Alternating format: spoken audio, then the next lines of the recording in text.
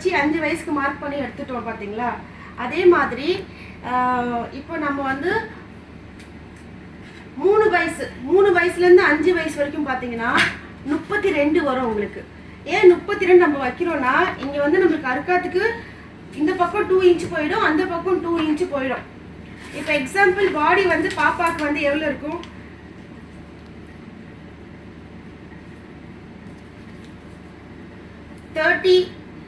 28 இருக்கும். கொஞ்சம் கொஞ்சம் குண்டா இருக்க குழந்தைங்களா இருந்தால் 28 இருக்கும். அங்கே பாருங்க, நான் 32 எடுத்திருக்கேன்.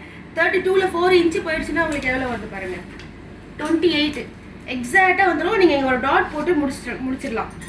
இது வந்து அதே அம்மா ப்ளவுஸ் தான், வெறும் லென்த்து மட்டும் தான் இன்க்ரீஸ் பண்ணால் பாவாடை சட்டை வருது. இல்லை நீங்கள் இப்படியே கட் பண்ணி கீழே ஃப்ளீட் பண்ணிட்டீங்கன்னா உங்களுக்கு பாடி பாவாடை வந்துடும். பார்த்தீங்களா? பாடி பாவாடை. வெறும் இது மட்டும் லென்த் இன்க்ரீஸ் பண்ண வேண்டாம். ஏன்னா இந்த போல் லென்த்னு சொல்லுவாங்க. போல் லென்த் எவ்வளோ இருக்கும் பாருங்க, 11. அப்படியே நீங்கள் வச்சுட்டு பண்ணிங்கன்னா 5 வயசு குழந்தைக்கு இது வந்து பாடி பாவாடையே வந்துடும்.